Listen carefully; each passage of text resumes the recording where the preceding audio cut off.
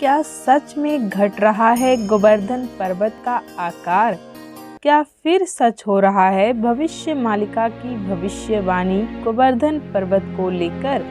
क्या अब कलयुग खत्म होने वाला है? क्या अब महाविनाशकारी घटनाएं घटना शुरू होगा? क्या है भविष्य मालिका की भविष्यवाणी साल 2023 को लेकर? नमस्कार मित्रों, भविष्य तक चैनल में स्वागत है आप सभी का एक बार फिर से नए वीडियो में। दोस्तों, आज हम आपको भविष्य मालिका की उन भविष्यवाणियों के बारे में बताने वाले हैं जिसे गोवर्धन पर्वत पर घट रहे घटना को कलयुग का अंत बताया जा रहा है, और साथ ही बताएंगे साल 2023 को लेकर भविष्य मालिका की क्या भविष्यवाणी है। दोस्तों, वीडियो में आगे बढ़ने से पहले जान लेते हैं कि भविष्य मालिका आज पूरी दुनिया में क्यों चर्चा का विषय बन चुका है, क्यों आज लोग उसमें की गई भविष्यवाणियों को जानने में इच्छुक हैं। दोस्तों, जिनको नहीं पता उनको बता दे कि भविष्य मालिका 16वीं शताब्दी में लिखी हुई एक ग्रंथ है जिसे उड़िया भाषा में संत अच्युतानंद दास महाराज और उनके 4 संतों ने मिलकर लिखा है। इस ग्रंथ में लिखी गई हर बात 100% सच होता है। यही वजह है कि आज भविष्य मालिका पूरी दुनिया में चर्चा का विषय बन चुका है, क्योंकि साल 2019 से लेकर 2022 तक जितनी भी भविष्यवाणी की गई उन्हें सच होता देखा गया है। जिस तरह से आज गोवर्धन पर्वत का आकार धीरे धीरे घट रहा है, उससे तो लोगों का मानना है कि आने वाले कुछ समय में कलयुग खत्म हो जाएगा। मान्यता अनुसार गोवर्धन पर्वत उत्तर प्रदेश के मथुरा जिले में स्थित है। गोवर्धन पर्वत भगवान श्री कृष्ण का लीला स्थली भी माना जाता है। उसके आसपास के इलाके को ब्रज भूमि कहा जाता है। प्रेजेंट टाइम में गोवर्धन पर्वत की ऊंचाई 20 मीटर और लंबाई 8 किलोमीटर ही बचा है। मान्यता है कि गोवर्धन पर्वत का आकार आज से नहीं बल्कि कई सालों से घटता हुआ चला आ रहा है। भविष्य मालिका की भविष्यवाणी साल 2023 को लेकर। पहला, दोस्तों, भविष्य मालिका की भविष्यवाणी के मुताबिक साल 2023 में इंसानों द्वारा प्राकृतिक में छेड़खानी होगा, जिसे प्राकृतिक अब सहन नहीं कर पाएगा और अपना उग्र रूप दिखाएगा, जिसके कारण होगा महाविनाश। नंबर 2, भविष्य मालिका के मुताबिक साल 2023 में दुनिया में अब तक का सबसे गर्म साल होगा। धरती का तापमान हद से ज़्यादा बढ़ जाएगा, जिसके कारण कई लोगों का जान भी चला जाएगा। भविष्य मालिका के मुताबिक साल 2023 में इतनी गर्मी पड़ेगी कि हालात देखकर वैज्ञानिक भी दंग रह जाएंगे।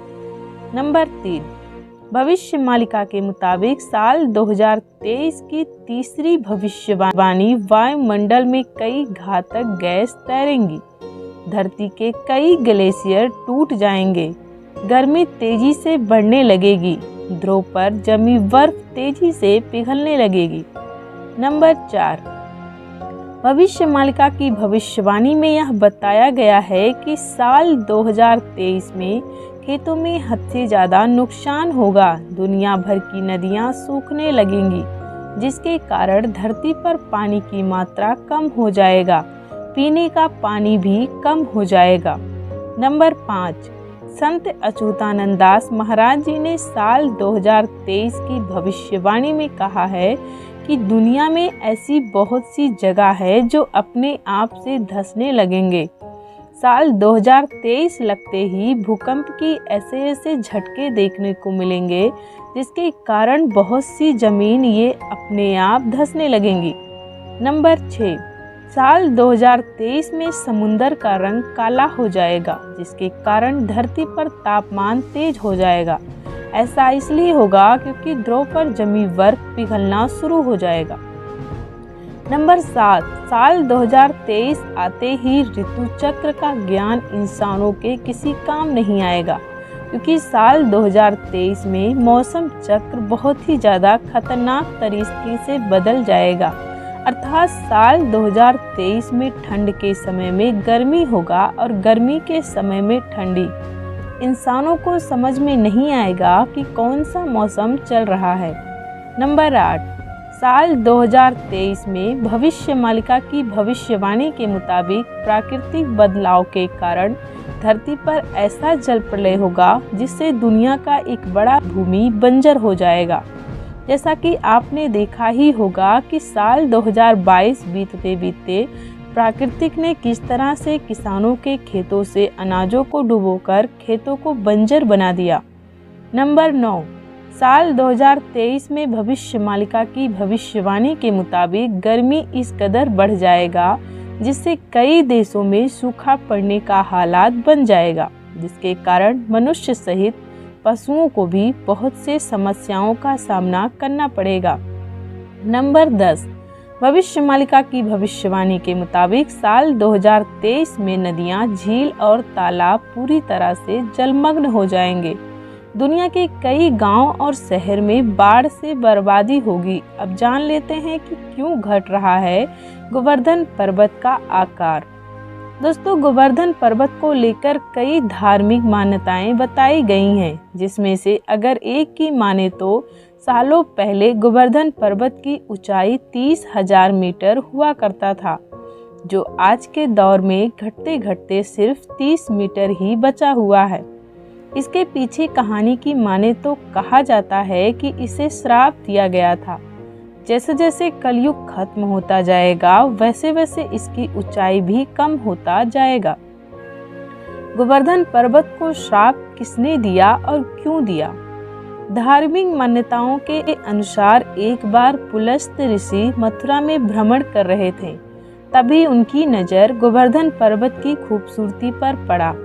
आपको बता दें कि गोवर्धन पर्वत द्रोणाचल पर्वत का ही पुत्र थे।